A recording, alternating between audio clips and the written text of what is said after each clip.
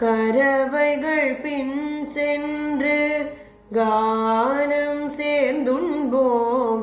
அறிவொன்றுமில்லாத ஆய்குலத்து உந்தன்னை பிறவி பெருந்தனை புண்ணியமும் யாமுடையோம். குறையொன்றுமில்லாத கோவிந்தா, குறையொன்றுமில்லாத கோவிந்தா, உந்தன்னோடு உறவேல் நமக்கு இங்கொழிக்க ஒழியாது. அறியாத பிள்ளைகளும் அன்பினால் உந்தன்னை சிறுபேரழைத்தனவும் சீரியருளாதே. இறைவாணி தாராய் பரையலொரெம்பாவாய். இறைவாணி தாராய் பரையலொரெம்பாவாய்.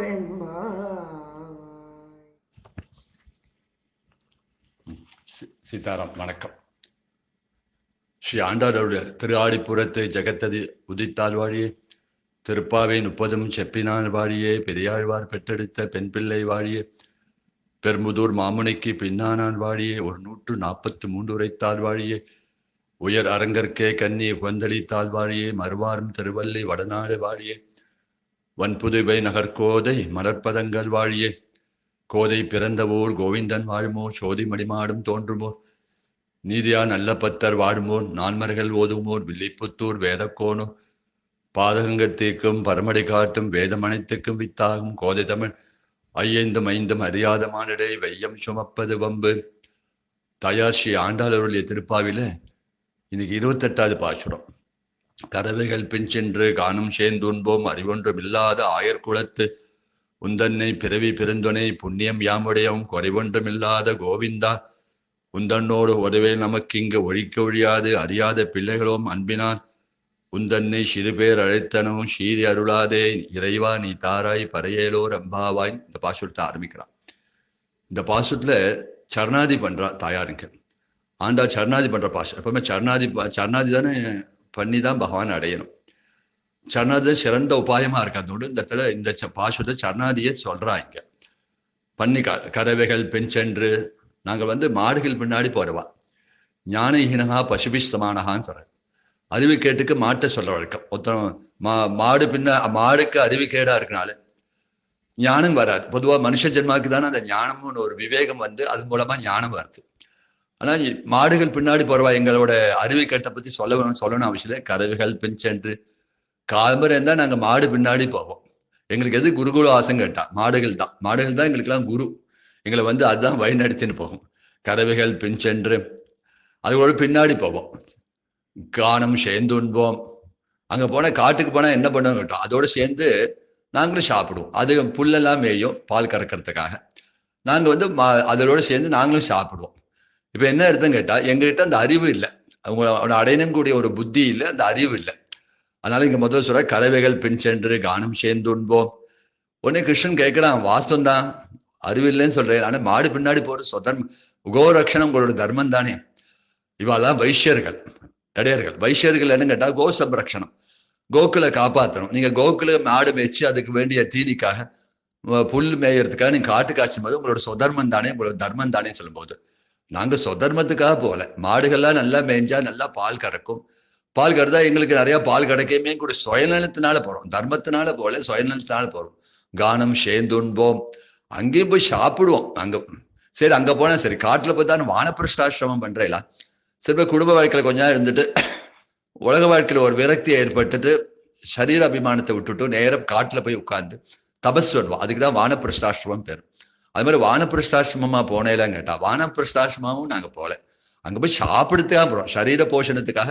அங்கேயும் எங்கள் சாதத்தை கட்டின்னு போவோம், உரியில் எடுத்துன்னு போவோம், அந்த பானையில் எடுத்துருவோம். அங்கேயும் போய் சாப்பிட தான் போவோம். சரீர போஷணம் தான் அங்கேயும் பண்ணினோம். கறவைகள் பின்சென்று கானம் சென்றோன்போம். அறிவொன்றும் இல்லாத அப்படிப்பட்ட அறிவில்லாத ஒரு குளத்தில் நாங்கள் பிறந்துட்டோம். இப்போ என்னகிட்ட எங்களுக்கு கர்மயோகம் கிடையாது. ஏதானும் ஒன்று அனுஷ்டிச்சு ஏதோ ஒன்று பண்ணி பகவான் அடையக்கூடிய கர்மயோகம் நாங்கள் பண்ணவே இல்லை. அதனால முதல்ல சொன்னால் கறவைகள் பின் சென்று கானம் சேர்ந்து விட்டோம். அதனால அப்படின்னு சொல்லிட்டு அறிவொன்றுமில்லாத ஆயர் குலத்து. அறிவொன்றுன்னா அது ஞானம் இல்லை. பகவான் அடையக்கூடிய புத்தி எங்களுக்கு இல்லை, பகவான் நினைக்கக்கூடிய புத்தி இல்லை, அந்த ஞானம் இல்லை. ஏன்னா ஞானம் இல்லாட்ட குரு இல்லை எங்களுக்கு. நான் ஏற்கனவே சொன்னோம் இல்லையா, மாடுகள் பின்னாடியே மாடுகள் தான் எங்களுக்கு குருவா இருந்ததே தவிர, எங்களை வழி நடத்தினே தவிர நாங்கள் ஒன்றும் பண்ணலை. ஆனால் அறிவில்லை, ஞானம் இல்லை. பக்திவி ஞான விசேஷகான்னு சொல்றாங்க. ஒரு சமயம் பக்தி பண்ணினாலும் ஞானம் வந்துடும். எங்களுக்கு பக்தியும் பண்ண தெரியாது. காலம்பேருந்து எங்க விற்பிக்கு தான் போவோம். எங்க விற்பி என்ன, காலம்பேருந்து மாடு மேய்க்கிறது. காலம்பேருந்தா ஒரு பகவான் நினைக்கிறோம், ஒரு பகவானை தியானம் பண்றோம், பகவானை பூஜை பண்றோம்.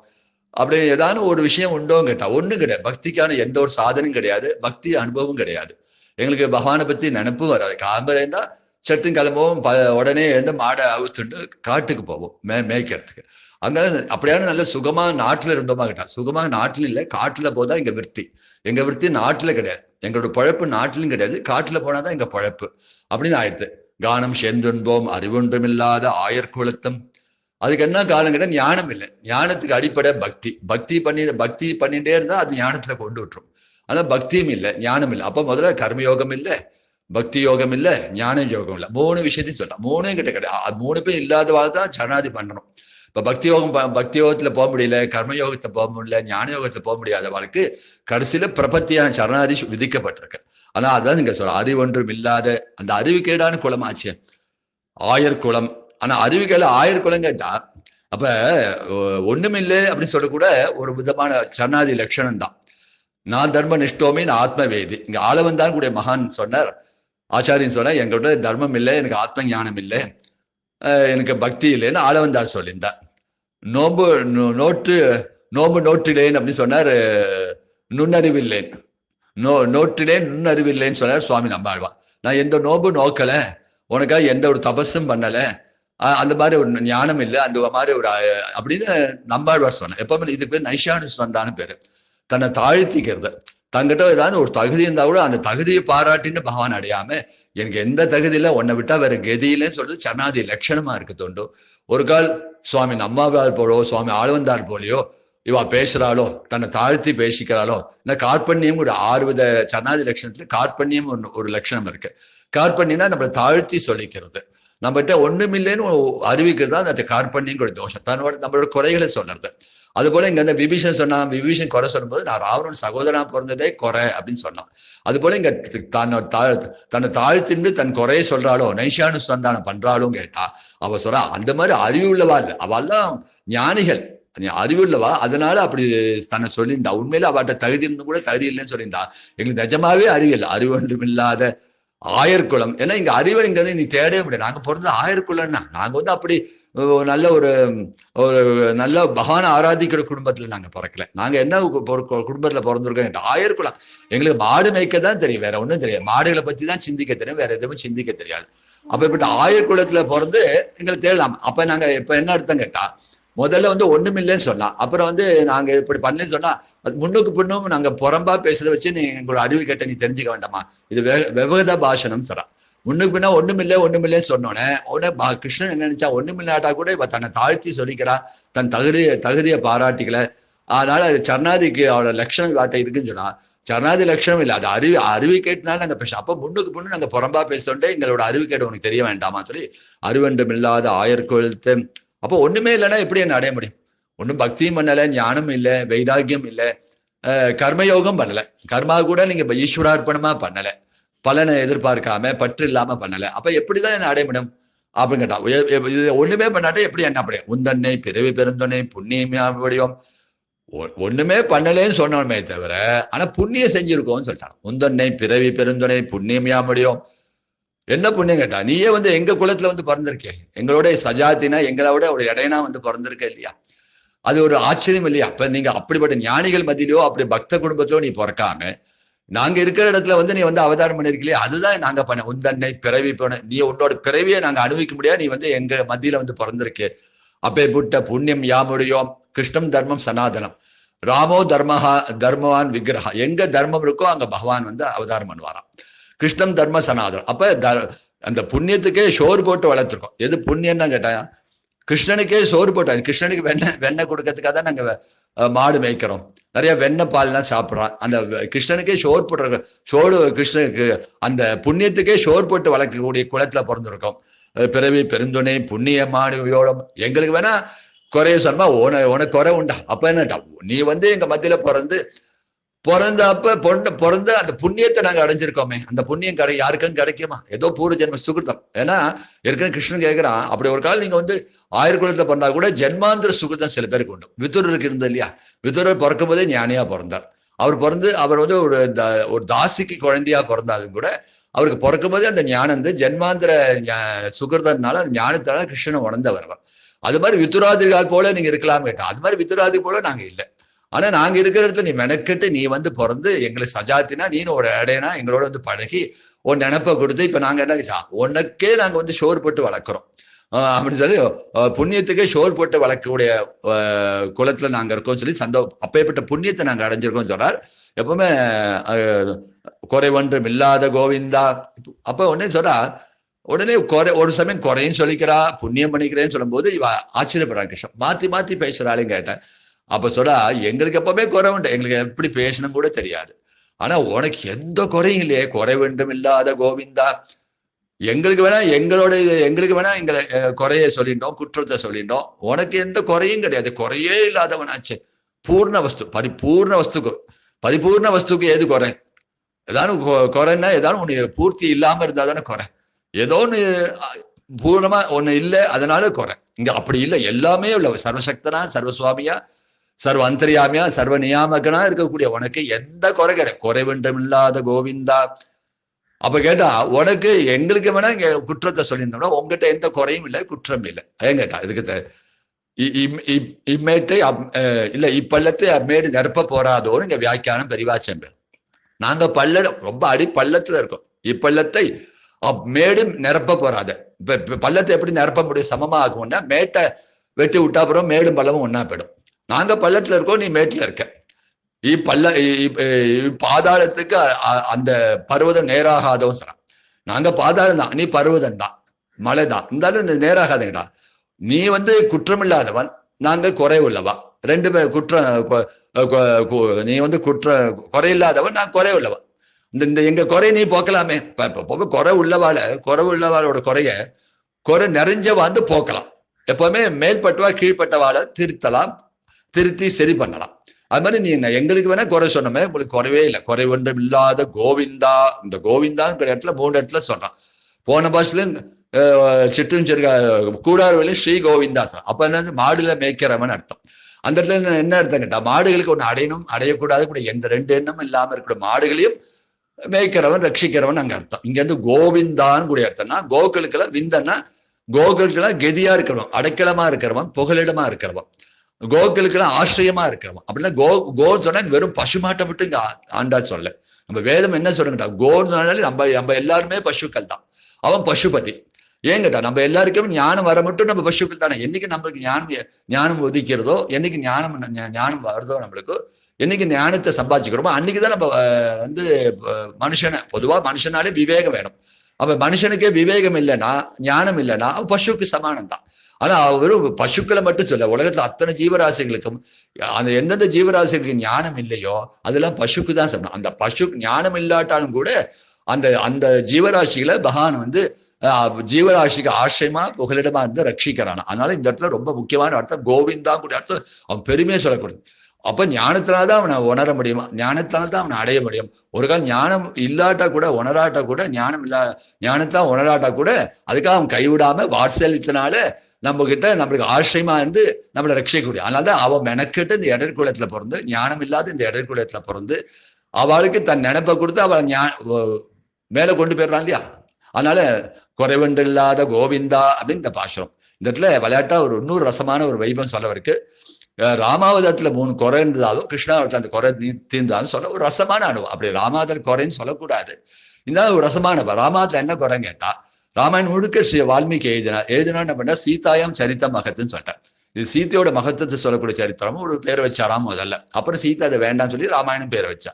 அப்ப ராமன் நினைச்சாரா, இப்ப என்னோட சரித்திரத்தான் இவர் எழுதுறார், ஆனா பேர் வைக்கும்போது சீதையோட பேரை வச்சுட்டார். சீதையோட பேரை வைக்கிறதுக்கு என்னன்னா, சிறை இருந்தவள் ஏற்றம்னு அர்த்தம். அவ 10 மாச காலம் அசோகவனத்துல போய் பந்தப்பட்டா, சிறைப்பட்டு இருந்தா. அதனால அவ பெருமை உலகத்துல ரொம்ப பிரகாசமாயிடுது. அதனால அது மூலமா தான் ராவணவதம் பண்ணேன். அதனால அவளோட பெருமை இருக்கனால அவர் பேரை வச்சுட்டான்னு சொல்லி, அவ சிறை இருந்த தொண்டு தானே அவளுக்கு அந்த பெருமை அசோகவனத்துல. நான் அடுத்த அவதாரத்துல கிருஷ்ணாத்துல சிறையிலே பிறக்கிறேன்னு சொல்லி இங்க என்ன பண்ற, வசுதேவருக்கு தேவிக்கும் ராத்திரி ஜெயில பிறக்கிறார். அந்த குறையை தீர்த்துட்டார். 2வது குறை எப்படிங்கிட்ட, கல்யாணத்து போது இயம் சீதா மமசுதா சகதர்மி சரித்தவா பிரதீட்ச சைனா பத்ரந்தே பாணிங்கன்னிஷ பாணினா அப்படின்னு சொல்லிட்டு ஜனகர் தன் பொண்ணான சீத்தையை கொடுக்கும்போது, மமசுதா என் பொண்ணை உனக்கு கொடுக்குறேன், நீ வாங்கிக்கோ, பாணிகரம் பண்ணி கை நீட்டி வாங்கிக்கோ அப்படின்னு சொல்லிட்டாராம். அப்ப நினைச்சாரு, இது என்னோட சொத்து, எனக்குடையவள் இவள், என்னோடய இருக்கக்கூடிய மகாலட்சுமி இங்க சீத்தையை அவதாரம் பண்ணிருக்கா, என்னோட சொத்தையே என்கிட்ட கொடுக்கும்போது நீ வாங்கிக்கோன்னு சொல்லிட்டு அவன்கிட்ட நான் கை நீட்டி வாங்கும்படி ஆச்சே, பாணிகரம் பண்ணும்படி ஆச்சேன்னு நினைச்சாராம். அது குறையா பட்டுதான். உடனே அந்த குறையை எப்படி தீர்த்துட்டாரு, கிருஷ்ணாவதாரத்தை யாரு கொடுத்து நம்ம வாங்கிக்கூடாதுன்னு சொல்லி ருக்மணியை கோவிலுக்கு வர சொல்லி ருக்மணி அப்படியே கொண்டு போய் கல்யாணம் பண்ணிட்டான். அங்க ஒருத்தர் கொடுத்து நம்ம வாங்கி வேண்டாம், ஒருத்தர் கொடுத்து அவங்ககிட்ட இருந்து நம்ம அந்த கன்னிகையை வாங்கிக்கணும் அப்படின்னு சொல்லி கிருஷ்ணாவதத்துல அந்த ருக்மணி கோவிலுக்கு வந்தா, கோவில்ல இருந்து அவளை ரதத்தை எடுத்து கடத்தி கொண்டு போய் கல்யாணம் பண்ணிட்டான். அப்ப அந்த கிருஷ்ணாவதத்துல அந்த குறையை போக்கிட்டான். 3வது பட்டாபிஷம் போது இன்னொரு குறை வந்துடுது. என்ன கேட்டா, அபியசின் நரவியாகிரே பிரசன்னேன சுகந்தினா சலிலேன சகஸ்தாட்சம் வசோ வாசம் ஏதா அஷ்டவசுக்கள் இந்திரன் எப்படி அபிஷேகம் பண்ணுவாளோ அது போலன்னு சொல்லிட்டான். அது போல ராமருக்கு பட்டாபிஷம் நடந்தோம்னா, ஆஹா இந்திரனுக்காக தான் நான் அவதாரமா பண்ணி இந்திரனோட கஷ்டத்தீரத்துக்கு தான் அவதாரம் பண்ணிருக்கேன், ஆனா இந்திரனோட பட்டாபிஷத்தோடு நம்மளை ஒப்பிட்டு சொல்லிட்டாரேன்னு ராமர் நினைச்சாராம். அந்த குறை எப்படி தீர்த்துனாரா, கிருஷ்ணாவதாரத்துல 7 நாள் மழை, இந்திரன் வந்து கோபத்தோட மழை பெய்யும் போது அந்த கோவர்த்த மலையை தூக்கி பிடிச்சு கோகுலத்தையும் பசுக்களையும் காப்பாத்தினான். கடைசியில இந்திரனுக்கு கர்வம் குலைஞ்சு தானே ஓடி வந்து ஐராவதம் அந்த காமதேவன் கொடுத்த பால்னாலையும் ஐராவதம் கொடுத்த அந்த ஆகாச கங்கையாலும் கிருஷ்ணன் தன் கையாலேயே அபிஷேகம் பண்ணானாம். அபிஷேகம் பண்ணி கோவிந்தன் கூடிய நாமத்தை சூட்டினான். அதுல இருந்தாலும் கோவிந்தன் கூடிய நாமம் வந்தது. அதனால இங்க என்ன, இந்திரன் கையாலே பட்டாசம், இந்திரன் மாதிரி பட்டாசம் ராமாதர் சொன்ன குறைய இங்க இந்திரன் கையாலே பட்டாசம் பண்ணி இந்திரன் கையாலே ஒரு நாமத்தை சூட்டினாராம் கோவிந்தா. அதனால 3 குறை ராமாவதாரத்துல இருந்தது, அந்த குறை கிருஷ்ணாவதத்தை தீர்ந்துன்னு சொல்ற மாதிரி இங்க சொல்றா. இத ஒரு ரசமான வியாக்கியானத்துல இல்லாத கூட இது ரசமான அனுபவம் சொல்ற வழக்கம். குறைவென்றமில்லாத கோவிந்தா, அப்படி இந்திரன் கையாலே கோவிந்தன் கூடிய நாமத்தை கோவிந்தன் கூடிய நாமத்தை தான் இங்க மகுடமா சூட்டினாராம். குறைவென்றும் இல்லாத கோவிந்தா, இந்த நாம இங்க அவதாரம் பண்ண தொண்டுதான் கோவிந்தான் கூடிய நாமம் வந்தது. குறைவென்றும் இல்லாத கோவிந்தா உந்தன்னோடு உறவே நமக்கு இங்கு ஒழிக்க ஒழியாது, உனக்கு எனக்கும் உள்ள வரும் அனாதி காலமான வரும், நீங்க முடியாது, அது பிரிக்க முடியாத வரும். எப்படி பிரிக்க முடியாது, நான் எப்பப்பெல்லாம் பிறக்க நீ கூட என்னோட இருந்துதானும், எனக்கு உள்ள அந்தரியாமையா ஆத்மா இருந்தாலும் நீ இல்லாட்ட நான் இருக்கவே முடியாது. அப்ப எவ்வளவு பிறவி நான் பிறக்கட்டும், உனக்கு எனக்கும் உள்ள உறவு நான் நினைச்சாலும் உறவை அறுக்க முடியாது, நீ நினைச்சாலும் என்னோட உறவை அறுக்க முடியாது. நம்ம 2 பேரும் சேர்ந்தாலும் உறவா இருக்கும். இதுக்கப்புறம் ஜீவனும் ஈஸ்வரனும் சேர்ந்தே தான் இருப்பான். ஏன்னா ஈஸ்வரனோட அம்சம்தான் ஜீவன். மமாம்சே ஜீவலோகேன்னு இந்த கீதையிலையும் பாவசாகி அவனோட அம்சம்தான் உள்ள சைத்தன்யமா நமக்கு ஆத்மாவா அந்தரியாமையா பிரகாசிக்கிறான். அவன் பிரகாசிக்கலேன்னு நம்மளால இருக்கவே முடியாது. அப்ப நம்ம இருப்புக்கே அவன் தான் காரணமா இருக்கான். எப்பவுமே ஜீவன் விட்டு எங்கேயும் வியாபிச்சிரு ஜீவன் நம்ம உள்ளக்குள்ள ஆத்மாவும் அந்தரியாமையா இருக்கு தொண்டு அந்த உறவு இன்னும் இல்லை, எத்தனை பிறவி எடுத்தாலும் அந்த உறவு இருந்துட்டே இருக்கும். அது போகக்கூடியது இல்லை. அதனால சொல்ற உறவே நமக்கு இங்க ஒழிக்க ஒழியாது, உன்னோட உறவு வெறும் நீர் குடம் போல இல்லைன்னு சொல்றான். பொதுவா சில பேர் உறவு இருக்காது, அந்த கடைசியில செத்து போயிட்டா கடைசியில வந்து அவளுக்கிட்ட பானையில நீர் அப்படின்னு அவ அந்த இதை சித்தி தெளிச்சுட்டே போயிட்டு அதோட சரி திரும்பி பார்க்காம போயிடுவாள். அது மாதிரி உறவு கிடையாது. நம்மளுக்கும் உனக்கும் உள்ள உறவு அனாதி காலமான உறவு. உன்னை விட்டு நானும் பிரிய முடியாது, என்னை விட்டு நீனும் பிரிய முடியாது. நீ இருக்க தோண்டா நான் இருக்கேன் அப்படின்னு சொல்லக்கூடிய அந்த உறவு அசுதமான உறவு. அதான் உந்தனோடு உறவே நமக்கு இங்க ஒழிக்க முடியாது. இதுதான் தத்துவம். பகவானை விட்டு நம்ம பிரிஞ்சு இருக்கவே முடியாது. பகவானோட தான் கூட அது உணராம இருக்கும். அது உணராம இருக்கதான் அஜ்ஞானமே தர பகவான் நம்ம கூடவே இதயத்திலே இருக்கான்னு புரிஞ்சுட்டா அதுதான் ஞானம். ஆனா உறவே நமக்கு இங்க ஒழிக்க ஒழியாது, அறியாத பிள்ளைகளோ அறியாத அப்படி உறவுன்னு தெரிஞ்ச பகவான் தெரியுது இல்லையா? இப்ப இந்த உறவை பத்தி நீ தத்துவத்தை சொல்லி உறவை சொல்லும் போது அப்ப நீ எப்படி கொண்டாடிக்க? என்ன கூப்பிட்ட? வெண்ணெய் திருடன் கூப்பிட்ட, மாடுகளை மேய்க்கிறன் கோபாலன் கூப்பிட்ட, அப்படிலாம் கூப்பிடும் போது சிறு பேர் அழைத்தனும். என்னை வந்து அது சொல்ற அறியாதனத்தான் சொல்லிட்டோம். எங்களுக்கு ஞானம் இல்லை. ஞானம் வந்தா அப்படி ஒரு சோசனம் பண்ணிப்போம். ஞானம் இல்லை. பிள்ளைகள் குழந்தைகள் வேற எங்களுக்கு பருவம் ஒண்ணுமே தெரியாத பருவம், பிள்ளை பருவம், அது குழந்தைகள் பருவம். அதனாலையும் கூப்பிட்டுட்டோம், அன்புனாலையும் கூப்பிட்டுட்டோம். அன்புனால கிருஷ்ணா இங்க வாடா போடா அப்படி ஏகவசனத்தோட கூப்பிட்டுட்டோம். அந்த அன்பினால கூப்பிட்டோம். அந்த அன்புனாலையும் அறியாதனத்தினாலும் எங்களோட பருவத்தினாலும் 3 விஷயத்தினால உன்னை வந்து சரியா மதிக்கல. அதனால அதை ஒரு பெருசா எடுத்துக்காதுன்னு சொன்னான். அதனால ஒரே படுக்கையில படுத்துட்டு இருக்கோம், உன் கால் இடிக்குது தள்ளி போடு அப்படின்னு நான் சொல்லுவா. ஒரே படுக்க கால் தாங்குது கை, ஒரே படுக்க அவள் இடம் இருக்கு, 2 பேருக்கு படுத்துட்டு இருக்கா. ஒருத்தர் கால் இடிக்கதான் அடிக்கும். அதனால ஏன் கால் எடுக்குது நீ அப்படின்னு கால் இடிக்கிறது கை எடுக்குன்னு சொல்வாளோன்னு பெரியவாசம் இல்லை வியாக்கியானம். அது மாதிரி என் மத்தியில உந்தன்னோடு உந்தன்னை சிறுபேரைத்தம் சீரெழுவாது அப்ப சொன்னாலாம். அதுக்கு நான் சொல்லல, நான் கிருஷ்ணாவதாரம் பண்ணி கோவிந்தன் கூடிய நாமத்தை சம்பாதிச்சுட்டு அப்புறம் நீ என்ன கூப்பிட்ட, என்ன நாராயணனே நமக்கே பறை தருவான்னு முதல் பேரை சொல்லி ஏன் கூப்பிட்டேன்னு கூப்பிட்டாராம். முதல்ல பாசம் போது கோவிந்தனே நமக்கு பறை தருவான், கிருஷ்ணனே நமக்கு பறை தருவான், கண்ணனே நமக்கு பறை தருவான் பாடாம ஏன் நாராயணே நமக்கு பறை தருவான் பாடினேன்னு கேட்டான். ஆஹாஹா, அவர் சொல்ற நான் அவதாரம் பண்ணி கஷ்டப்பட்டு சம்பாதிச்ச பேரு. மாடுகள் மேய்க்கத்தோடு கோபாலன் பேரு, கோவிந்தன் பேரு, வெண்ண திருத்தொண்டு நவனித சோரன் பேரு, சோரன் கூட திருட்டப்பட்டமே வாங்கினேன் என்கிட்ட. அதான் நான் சம்பாதிச்ச பேரு. அதான் ஏற்கனவே இயற்கையா உள்ளதை காட்டிலும் அப்பா ஒரு சொத்து சேர்த்து வச்சிருக்கா. அந்த அப்பா சொத்து அடைஞ்சா அது ஒரு ஆச்சரியம் இல்லை. ஆனா நம்மளே கஷ்டப்பட்டு உழைச்சு நம்ம ஒரு சொத்தை சேர்த்தோம்னா அந்த சொத்தோட அருமை, அந்த சொத்து அருமையா இருக்கும் இல்லையா நம்மளுக்கு. நான் சம்பாதிச்ச சொத்து. அது போல நான் அந்த அவதாரம் பண்ணி கஷ்டப்பட்டு கிருஷ்ணா, கோவிந்தா, கோபாலா, நவனித சோரா, ஷாமசுந்தர் எப்படி எவ்வளவு பேர்லாம் வாங்கிக்கிறேன். திருடி வாங்கியிருக்கேன், மறைஞ்சி வாங்கியிருக்கேன். எல்லாரும் ஆடி பாடி ஜாரசோர சிகாமணின்னு சொன்னான். எல்லாரோடையும் ஜாரசோரம், பெண்களோட ஆடி ராசகீட பண்ணி ஐயோ இவன் ஜாரன்னா அந்த மாதிரி காரியம் செய்யறாங்க கூட ஒரு பேர் கூட வாங்கியிருக்கேன். அப்படிலாம் பேர் வாங்கி கஷ்டப்படும் போது இந்த அவதாரத்துல நீ கோவிந்த பட்டாசம் பண்ண அப்புறம் கூட எனக்கு கோவிந்தான் கூப்பிடாம என்ன எப்படி நாராயணான்னு கூப்பிட்டேன் அப்படின்னு கோச்சுக்கிறாராம். உடனே ஆஹாஹா தப்பு பண்ணிட்டு சொல்லி கன்னத்துல போட்டுற சிறு பேரைத்தனமும் நாராயணா ஜெகநாதா வாசுதேவா அதெல்லாம் பெரிய பேர், பொதுவா நியாயமா பெரிய பேர். இங்க பகவான் என்ன சொல்றான், அதெல்லாம் எனக்கு சின்ன பேர், அதெல்லாம் ஏற்கனவே எப்போதும் எனக்கு உள்ள பேர். ஆனா நான் அவதாரம் பண்ணி சம்பாதிச்ச பேர் கிருஷ்ணா, கோவிந்தா, கோபாலா, அதுதான் எனக்கு பெரிய பேர். அப்படி இந்த பெரிய பேரை கூப்பிடாம அதனால இப்ப என்ன சொல்ற பகவான் என்ன சொல்றான், அதெல்லாம் எனக்கு கிருஷ்ணன் சின்ன பேருன்னு சொன்னோன்னே அதை உணர்ந்து கிருஷ்ணன் சொன்னோன்னே சிறு பேர் அதெல்லாம் தவறு போய் கூப்பிட்டுட்டோம். சிறு பேர் அழைத்தனம் ஸ்ரீர் அருளாலே தெரியாதனமா கூப்பிட்டுட்டோம். கோவிந்த பட்டாசி நடந்தப்பறம் நம்ம கோவிந்தான் கூப்பிடாம நாராயணான்னு கூப்பிட்டு தப்புன்னு கண்ணத்துல போடுறா. அதுக்காக ஸ்ரீரி அருளாது, ஏற்கனவே நரசிம்மனா சீரின்னு வந்திருக்க, சிங்கமா சீரின்னு வந்திருக்க, அவன் ஸ்ரீரி அருளாது இறைவா நீ தாராய் பரேசுறான்.